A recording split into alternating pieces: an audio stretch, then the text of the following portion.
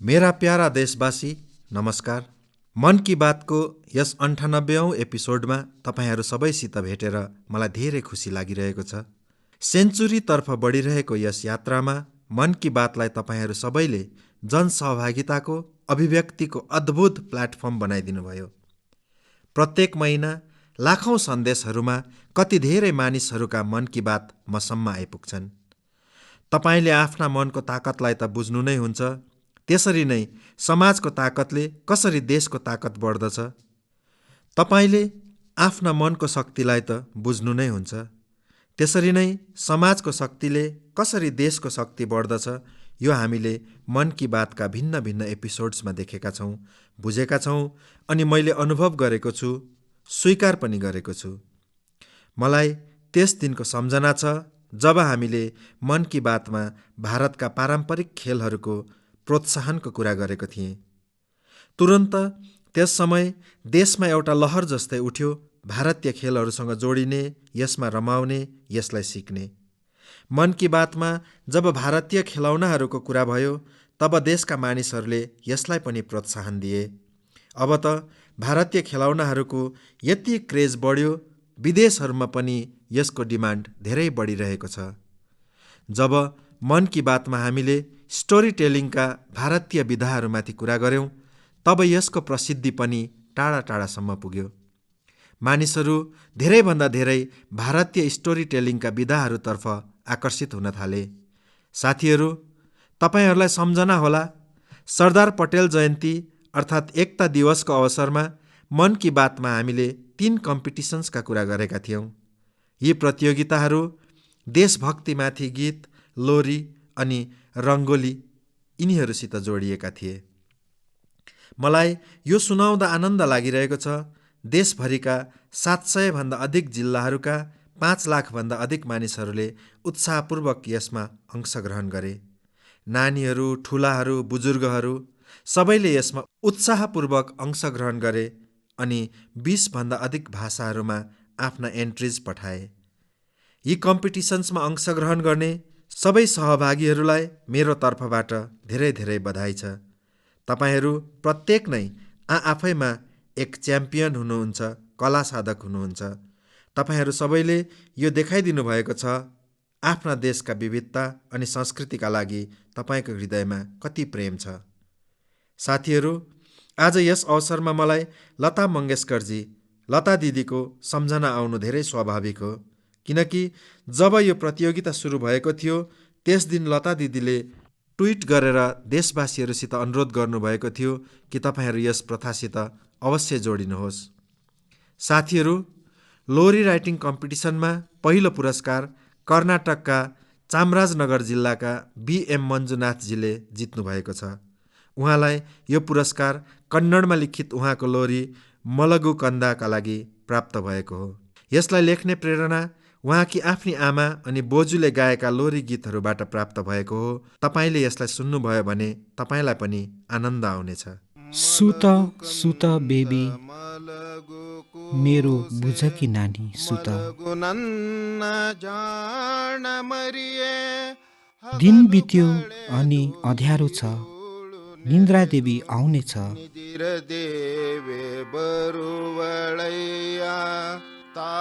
ताराहरूको फुलबारीबाट सपना ल्याइदिनेछ। सुत सुत मलगु कंदा मलगु कुसे जो जो जो जो। असमका कामरूप जिल्ला निवासी दिनेश गोवालाजीले यस प्रतियोगितामा सेकेन्ड प्राइज जित्नु भएको छ।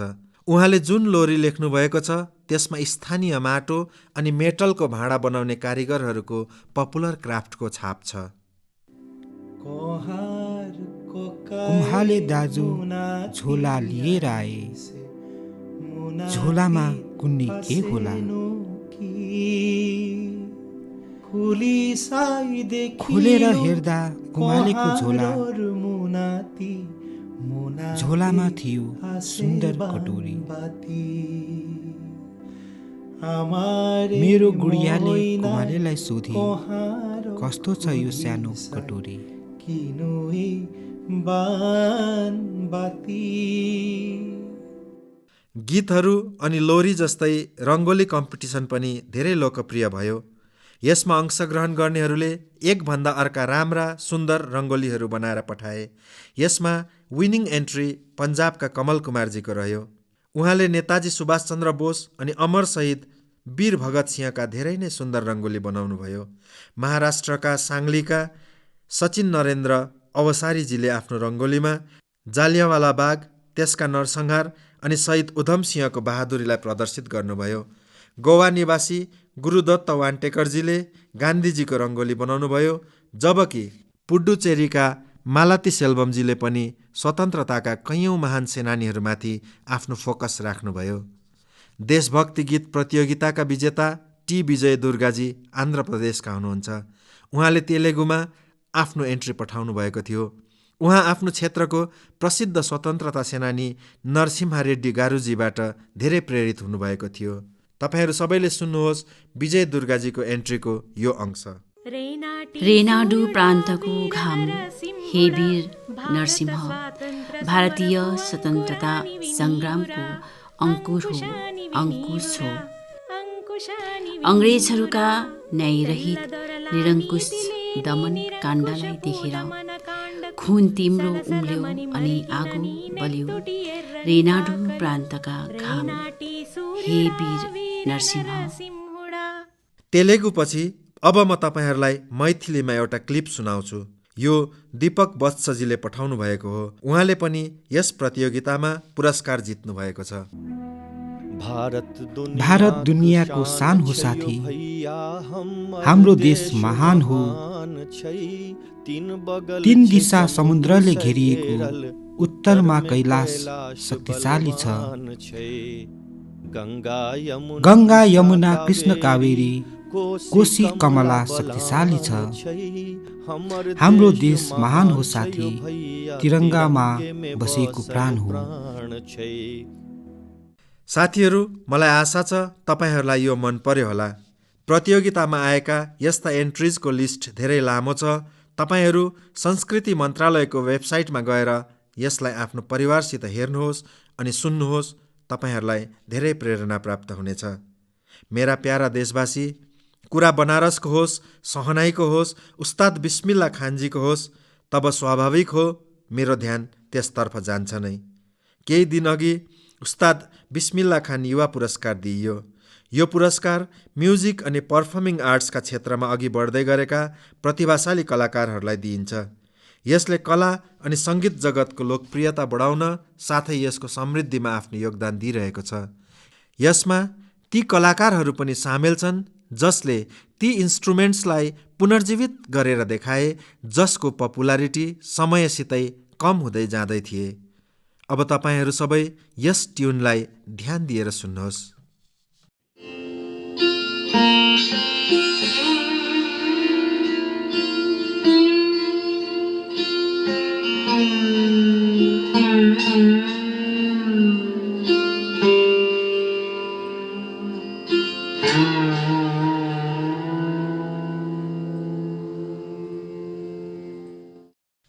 के तपाईँलाई थाहा छ यो कुन इन्स्ट्रुमेन्ट हो?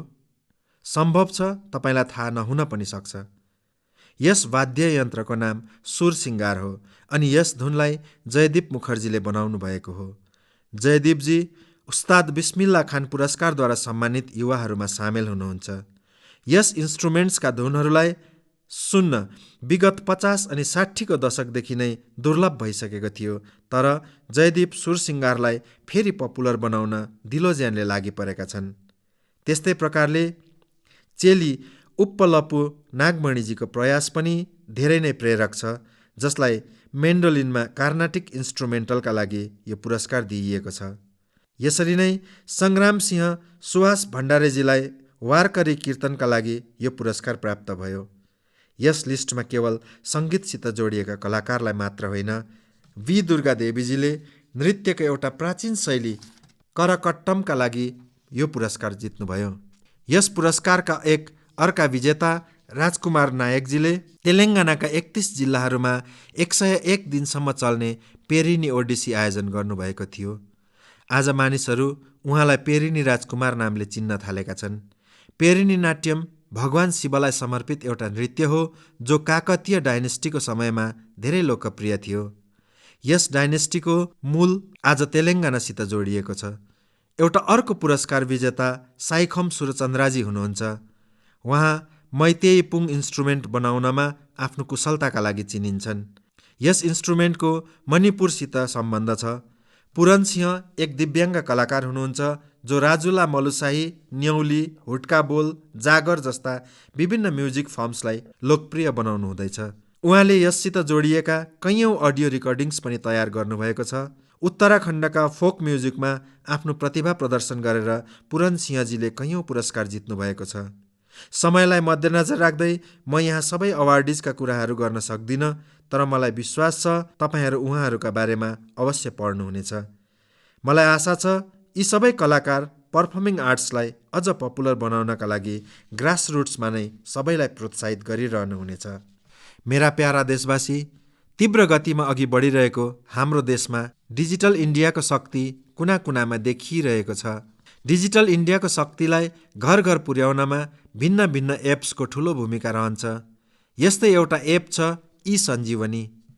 यस एपबाट टेलिकन्सल्टेसन अर्थात् टाढामा बसेर भिडियो कन्फरेन्सको माध्यमबाट आफ्नो रोगको बारेमा सल्लाह गर्न सकिनेछ। यस एपलाई उपयोग गरेर अहिलेसम्म टेलिकन्सल्टेसन गर्नेहरूको सङ्ख्या 10 करोडको आँकडा पार गरिसकेको छ। तपाईँ कल्पना गर्न सक्नुहुनेछ भिडियो कन्फरेन्सको माध्यमबाट 10 करोड कन्सल्टेसन्स। रोगी अनि डाक्टरको अद्भुत सम्बन्ध यो धेरै ठुलो एचिभमेन्ट हो। यस उपलब्धिका लागि म सबै डाक्टरहरू अनि यस सुविधाका लाभ उठाउने रोगीहरूलाई धेरै धेरै बधाई दिँदछु। भारतका मानिसहरूले तकनिकलाई कसरी आफ्नो जीवनको अंश बनाए यो यसको सशक्त उदाहरण हो। हामीले देख्यौँ कोरोना कालमा ई-सञ्जीवनी एप, यसको माध्यमबाट टेलिकन्सल्टेसन मानिसहरूका लागि एउटा ठुलो वरदान साबित भयो।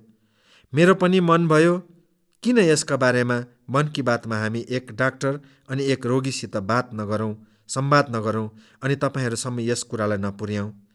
हामी यो बुझ्ने कोसिस गरौँ कि टेलिकन्सल्टेसन मानिसहरूका लागि आखिर कतिसम्म प्रभावी रह्यो। हामीसित सिक्किमबाट डाक्टर मदन मणिजी हुनुहुन्छ। डाक्टर मदन मणिजी सिक्किम निवासी नै हुनुहुन्छ, तर उहाँले MBBS धनबादबाट गर्नुभएको हो अनि फेरि बनारस हिन्दू युनिभर्सिटीबाट MD गर्नुभएको हो। उहाँले ग्रामीण इलाकाहरूमा सैकडौँ मानिसहरूलाई टेलिकन्सल्टेसन दिइसक्नु भएको छ। नमस्कार मदन मणिज्यू। हजुर नमस्कार सर। म नरेन्द्र मोदी बोलिरहेको छु। हजुर सर। तपाईँ त बनारसमा पढ्नुभएको हो नि? हजुर, म बनारसमा पढेको हुँ सर। तपाईँको मेडिकल एजुकेसन त्यहीँ भयो? हजुर। जब तपाईँ बनारसमा हुनुहुन्थ्यो त्यस बेलाको बनारस अनि आज बदलिएको बनारस कहिले हेर्न जानुभएको छ कि छैन?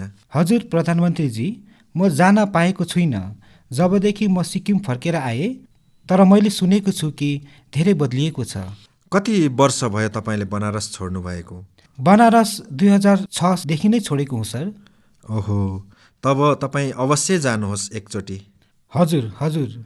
अनि मैले फोन यसकारण गरेको हुँ कि तपाईँ सिक्किमभित्रका दूर सुदूर पहाडहरूमा बसेर के त्यहाँका मानिसहरूलाई टेलिकन्सल्टेसनको धेरै ठुलो सेवाहरू दिइरहनु भएको छ? हजुर। म मन की बातका श्रोताहरूलाई तपाईँको अनुभव सुनाउन चाहन्छु। हजुर। अलिकति मलाई बताउनुहोस् कस्तो अनुभव रह्यो? अनुभव धेरै नै राम्रो रह्यो प्रधानमन्त्रीजी। के छ भने सिक्किममा धेरै नजिकको जो PHC छ त्यहाँ जानका लागि पनि मानिसहरूलाई गाडीमा चढेर कम्तीमा पनि 1-200 रुपियाँ लगेर जानुपर्छ। अनि डाक्टर भेटिँदैन, यो पनि एउटा प्रब्लम छ। तब टेलिकन्सल्टेसनको माध्यमबाट मानिसहरू हामीसित सिधा जोडिन्छन्। टाढाका मानिसहरू पनि हेल्थ एन्ड वेलनेस सेन्टरका जो CHO हुन्छन् उनीहरूले हामीसित कनेक्ट गरिदिन्छन् अनि उनीहरूका पुराना रोगहरू जो छन् त्यसका रिपोर्ट्स, उनीहरूको अहिलेको प्रेजेन्ट कन्डिसन, सारा कुराहरू उनीहरू हामीलाई बताइदिन्छन्। अर्थात् डकुमेन्ट्स ट्रान्सफर गरिदिन्छन्? हजुर, डकुमेन्ट ट्रान्सफर पनि गरिदिन्छन्। अनि यदि ट्रान्सफर गर्न सकेन भने उनीहरूले पढेर हामीलाई बताइदिन्छन्। त्यहाँका वेलनेस सेन्टरका डक्टर्सले बताइदिन्छन्? हजुर, वेलनेस सेन्टरमा जो CHO हुन्छन्, कम्युनिटी हेल्थ अफिसर। अनि जो पेसेन्ट छन् उनले आफ्ना समस्याहरू तपाईँलाई सिधै बताउँछन्? हजुर, पेसेन्ट्सले पनि समस्याहरू हामीलाई बताउँछन्। फेरि पुराना रेकर्ड्स हेरेर फेरि यदि कुनै नयाँ कुराहरू हामीले जान्नु छ, जस्तै कसैको चेस्ट अस्कल्टेट गर्नु छ, यदि उहाँको खुट्टा सुन्निएको छ कि छैन, यदि सियोचोले हेरेको छैन भने हामी उनीहरूलाई भन्छौँ कि गएर हेर्नुहोस् सुन्निएको छ छैन, आँखा हेर्नुहोस् एनिमिया छ कि छैन। उनीहरूलाई यदि खाँसी छ भने चेस्टको अस्कल्टेट गर्नुहोस् अनि पत्ता लगाउनुहोस् कि त्यहाँ साउन्ड छ कि छैन। तपाईँ भोइस कलबाट कुरा गर्नुहुन्छ कि भिडियो कल पनि प्रयोग गर्नुहुन्छ? हजुर, भिडियो कल प्रयोग गर्छौँ। तपाईँ पनि हेर्नुहुन्छ? हजुर, पेसेन्टलाई देख्छौँ। पेसेन्टलाई कस्तो फिलिङ आउँछ? पेसेन्टलाई राम्रो लाग्छ, किनकि डाक्टरलाई नजिकबाट उनले देख्न पाउनुहुनेछ। उनलाई कन्फ्युजन हुन्छ कि उनको दबाई घटाउनु कि बढाउनु, किनकि सिक्किममा प्रायः जसो पेसेन्ट हुन्छन् ती डायबिटिस हाइपरटेन्सनका आउँछन् अनि एक डायबिटिस अनि हाइपरटेन्सनको दबाई चेन्ज गर्नका लागि उसलाई डाक्टर भेट्न कति टाढा जानुपर्छ, तर टेलिकन्सल्टेसनको थ्रु त्यही भेट्न सकिन्छ। अनि दबाई पनि हेल्थ एन्ड वेलनेस सेन्टरमा फ्री ड्रग्स इनिसिएटिभको थ्रु प्राप्त हुँदछ। तब त्यहीँबाटै दबाई पनि लिएर जाँदछन् उनीहरू। हजुर मदनजी, तपाईँलाई थाहा भएकै कुरा कि पेसेन्टको एउटा स्वभाव हुन्छ कि जबसम्म डाक्टर आउँदैनन्, डाक्टरले हेर्दैनन्, उसलाई सन्तोष नै लाग्दैन। अनि डाक्टरलाई पनि लाग्छ कि अलिकति रोगीलाई हेर्न त पर्छ। तब त्यहाँ सारा कुरा नै टेलिकममा कन्सल्टेसन हुन्छ भने डाक्टरलाई कस्तो फिल हुँदछ, पेसेन्टलाई कस्तो फिल हुँदछ? हजुर, हामीलाई लाग्छ कि यदि पेसेन्टलाई डाक्टर देखाउनु पर्छ भनेर लाग्छ भने जो कुराहरू देखाउनु छ त्यो हामी सिएचओलाई भनेर भिडियोमा नै हामी हेर्छौँ भनेर भन्छौँ। अनि कहिलेकाहीँ त पेसेन्टलाई भिडियोमा नै नजिक आएर उसका समस्याहरू छन्, यदि कसैलाई छालाको प्रब्लम छ, स्किनको प्रब्लम छ भने त्यो हामीलाई भिडियोबाट नै देखाउन सक्छ। तब सन्तुष्टि रहन्छ उनीहरूलाई। अनि त्यसपछि त्यसको उपचार गरेपछि उसलाई सन्तोष प्राप्त हुन्छ, कस्तो अनुभव हुन्छ? पेसेन्ट्स ठिक हुँदैछन्? हजुर, धेरै सन्तोष प्राप्त हुन्छ। हामीलाई पनि सन्तोष प्राप्त हुन्छ सर, किनभने म अहिले स्वास्थ्य विभागमा छु अनि साथसाथै म टेलिकन्सल्टेसन पनि गर्दछु। फाइलसितै पेसेन्टलाई पनि हेर्न मेरो लागि धेरै राम्रो सुखद अनुभव हुन्छ। एभरेज कति पेसेन्ट तपाईँकोमा टेलिकन्सल्टेसन केस आउँदछ? अहिलेसम्म मैले 536 पेसेन्ट हेरेको छु। ओहो, अर्थात् तपाईँ यसमा धेरै अनुभव प्राप्त भइसकेको छ। हजुर, राम्रो लाग्छ हेर्न। हवस् त, म तपाईँलाई शुभकामना दिँदछु। यस टेक्नोलोजीको प्रयोग गरेर तपाईँ सिक्किमका टाढा टाढा जङ्गलहरूमा, पहाडहरूमा बस्ने मानिसहरूको यति ठुलो सेवा गरिरहनु भएको छ। अनि खुसीको कुरा हो कि हाम्रो देशका टाढा टाढाका क्षेत्रहरूमा पनि टेक्नोलोजीको यति राम्रो प्रयोग भइरहेको छ। हवस् त, मेरो तर्फबाट तपाईँलाई धेरै धेरै बधाई। Thank you. साथीहरू, डाक्टर मदन मणिजीका कुराहरूले जनाउँदछ कि ई सञ्जीवनी एप कस्तो प्रकारले उनीहरूको सहायता गरिरहेको छ। डाक्टर मदनजी पछि अब हामी एक अर्का मदनजीसित जोडिनेछौँ। उहाँ उत्तर प्रदेशको चन्दौली जिल्ला निवासी मदन मोहन लालजी हुनुहुन्छ। अब यो पनि संयोग हो कि चन्दौली पनि बनारससँग टाँसिएको छ। आउनुहोस् मदन मोहनजीसित बुझौँ कि ई सञ्जीवनीलाई लिएर एक रोगीका रूपमा उहाँको अनुभव कस्तो रह्यो। मदन मोहनजी प्रणाम। नमस्कार। नमस्कार साहब। नमस्कार। मलाई बताइएको छ कि तपाईँ डायबिटिजको रोगी हुनुहुन्छ। हजुर। अनि तपाईँ टेक्नोलोजीको प्रयोग गरेर टेलिकन्सल्टेसन गरेर आफ्नो रोगको विषयमा सहायता लिनुहुन्छ। हजुर। एक पेसेन्टको नातामा, एक रोगीको रूपमा म तपाईँको अनुभव सुन्न चाहन्छु, ताकि म देशवासीहरूसम्म यस कुरालाई पुर्याउन चाहन्छु कि टेक्नोलोजीबाट हाम्रा गाउँमा बस्ने मानिसहरूलाई पनि कुन प्रकारले यसको प्रयोग गर्न सक्छन्। अलिकति बताउनुहोस्, कसरी गर्नुहुन्छ यस्तो? यस्तो छ सरजी, हस्पिटलहरू टाढा छन् अनि जब डायबिटिस मलाई भयो तब हामीलाई यहाँ 5-6 किलोमिटर टाढा गएर उपचार गर्नु पर्थ्यो, देखाउनु पर्थ्यो। अनि जबदेखि यो व्यवस्था तपाईँद्वारा बनाइयो, यसद्वारा हाम्रो जाँच हुन्छ, हामीलाई बाहिरका डाक्टरहरूसित कुरा पनि गराइदिन्छन् अनि दबाई पनि दिन्छन्। यसद्वारा हामीलाई धेरै लाभ भइरहेको छ अनि अरू मानिसहरूलाई यसद्वारा लाभ भइरहेको छ। एकै डाक्टर प्रत्येकचोटि तपाईँलाई हेर्छन् कि डाक्टर बदलिँदै जान्छन्? जब उसले रोग विषय बुझ्दैन, डाक्टरलाई देखाइदिन्छन्। उनले नै अर्को डाक्टरसित कुरा गरेर हामीसित बात गराइदिन्छन्। अनि डाक्टरले तपाईँलाई जुन गाइडेन्स दिन्छन् त्यसले तपाईँलाई धेरै लाभ हुन्छ? हामीलाई यसबाट धेरै ठुलो लाभ हुन्छ अनि गाउँका मानिसहरूलाई पनि लाभ हुन्छ। सबै मानिसहरूले त्यहाँ सोध्छन्, मेरो दाजु मेरो बिपी छ, मेरो सुगर छ, टेस्ट गर्नुहोस्, जाँच गर्नुहोस्, दबाई भन्नुहोस्। अनि पहिले त 5-6 किलोमिटर टाढा जान्थ्यौ, लामो लाइन लागेको हुन्थ्यो, प्याथोलोजीमा लाइन लागिरहेको हुन्थ्यो, एक दिनको समय नोक्सान हुन्थ्यो। अर्थात् तपाईँको समय पनि बाँच्छ। अनि पैसा पनि खर्च हुन्थ्यो। अनि यहाँ निशुल्क सेवाहरू सबै हुँदैछन्। हजुर, अब तपाईँ आफ्नो अगाडि डाक्टरलाई भेट्नुहुन्छ तब एउटा विश्वास हुन्छ, लौ त डाक्टर छ, उनले मेरो नाडी हेरे, मेरो आँखा हेरे, मेरो जिब्रो पनि चेक गरे, तब एउटा भिन्नै फिलिङ आउँछ। अहिले यो टेलिकन्सल्टेसन गर्दा त्यस्तै सन्तोष प्राप्त हुन्छ तपाईँलाई? हजुर, सन्तोष प्राप्त हुन्छ। उनले मेरो नाडी छामिरहेको छ, आला लगाइरहेको छ, यस्तै मलाई अनुभव हुँदछ अनि हामीलाई धेरै खुसी लाग्छ कि लौ यति राम्रो व्यवस्था तपाईँद्वारा बनाइएको छ कि जसद्वारा हामी एक समस्यासित जुझ्नु पर्थ्यो, गाडीको भाडा तिर्नु पर्थ्यो, त्यहाँ लाइन लाग्नु पर्थ्यो अनि सारा सुविधाहरू हामीलाई घरमै बसेर प्राप्त भइरहेको छ। हवस् त मदन मोहनजी, मेरो तर्फबाट तपाईँलाई धेरै धेरै शुभकामना छ। उमेरको यस माइलखुट्टीमा पनि तपाईँले टेक्नोलोजी सिक्नुभयो, टेक्नोलोजीको प्रयोग गर्नुहुन्छ, अरूहरूलाई पनि बताउनुहोस् ताकि मानिसहरूको समय पनि बाँचोस्, धन पनि बाँचोस् अनि उनीहरूको जस्तो मार्गदर्शन प्राप्त हुँदछ त्यसबाट दबाईहरू पनि राम्रो ढङ्गले नै प्राप्त हुँदछ। हजुर, हो त। हवस् त, मेरो धेरै धेरै शुभकामना छ तपाईँलाई मदन मोहनजी। बनारसलाई साहब तपाईँले काशी विश्वनाथ स्टेसन बनाइदिनु भयो, डेभलपमेन्ट गरिदिनु भयो, यो तपाईँलाई बधाई छ मेरो तर्फबाट। म तपाईँलाई धन्यवाद भन्दछु। मैले के बनाएँ, बनारसका मानिसहरूले बनारसलाई बनाए, नत्र त मलाई त माँ गङ्गाको सेवाका लागि बोलाएका हुन्, बस अरू केही होइन। ठिक छ, धेरै धेरै शुभकामना तपाईँलाई। प्रणाम हजुर। नमस्कार सर। साथीहरू, देशका सामान्य मानवीका लागि, मध्यम वर्गका लागि, पहाडी क्षेत्रहरूमा बस्नेहरूका लागि ई सञ्जीवनी जीवन रक्षा गर्ने एप बनिरहेको छ। यो हो भारतको डिजिटल क्रान्तिको शक्ति अनि यसको प्रभाव आज हामीले प्रत्येक क्षेत्रमा देखिरहेका छौँ। भारतको युपिआईको ताकत पनि हामीलाई थाहा नै छ। दुनियाँका कति देश यसतर्फ आकर्षित भइरहेका छन्। केही दिन अघि भारत अनि सिङ्गापुर बीच UPI pay now link launch गरियो। अब सिङ्गापुर अनि भारतका मानिसहरू आफ्नो मोबाइल फोनबाट त्यस्तै प्रकारले पैसा ट्रान्सफर गरिरहेका छन् जसरी उनीहरू आफ्ना आफ्ना देशभित्र गर्छन्।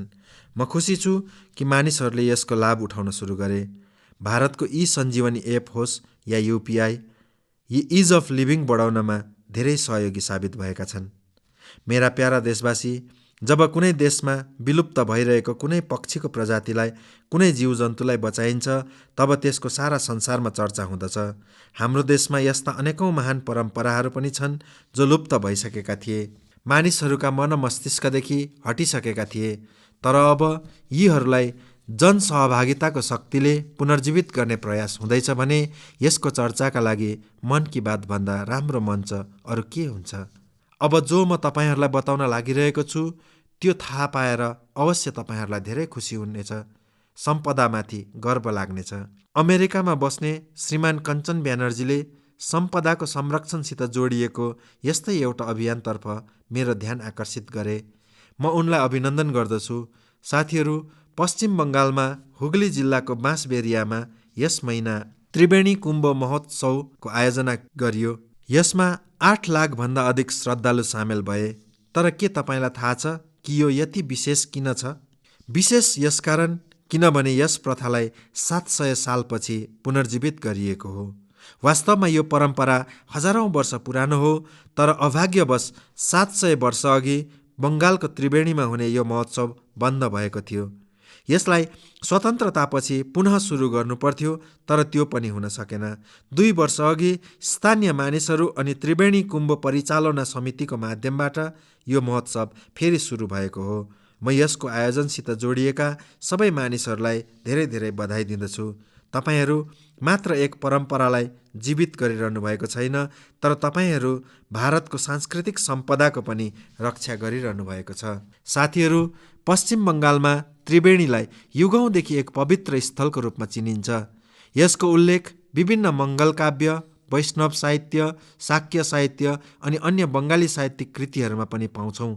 विभिन्न ऐतिहासिक दस्तावेजहरूद्वारा यो थाहा पाउँछौँ कि कुनै समय यो क्षेत्र संस्कृत, शिक्षा अनि भारतीय संस्कृतिको क्षेत्र थियो। कैयौँ सन्त यसलाई माघ सङ्क्रान्तिमा कुम्भ स्नानका लागि पवित्र स्थान मान्दछन्। त्रिवेणीमा तपाईँले कैयौँ गङ्गाघाट, शिव मन्दिर अनि टेराकोटा वास्तुकलाद्वारा सजिएका प्राचीन भवनहरू देख्न पाउनुहुनेछ। त्रिवेणीको सम्पदाको पुनर्स्थापना गर्न अनि कुम्भ परम्पराको गौरवलाई पुनर्जीवित गर्नका लागि यहाँ गत वर्ष कुम्भ मेलाको आयोजन गरिएको थियो। 7 शताब्दीपछि 3 दिनको कुम्भ महास्नान अनि मेलाले यस क्षेत्रमा एउटा नयाँ ऊर्जाको सञ्चार गरेको छ। 3 दिनसम्म प्रत्येक दिन हुने गङ्गा आरती, रुद्राभिषेक अनि यज्ञमा ठुलो सङ्ख्यामा मानिसहरू भेला भए। यसचोटि भएको महोत्सवमा विभिन्न आश्रम, मठ अनि मैदान पनि सामेल थिए। बङ्गाली परम्पराहरूद्वारा निहित विभिन्न विधाहरू जस्तै कीर्तन, बाउल, गोडियाहरूका नृत्य, स्त्रीखोल, पोटेरगान, छौनाच साँझका कार्यक्रमहरूमा आकर्षणको केन्द्र बनेको थियो। हाम्रा युवाहरूलाई देशको सुनौलो अतीतसित जोड्ने यो एउटा अति सराहनीय प्रयास हो।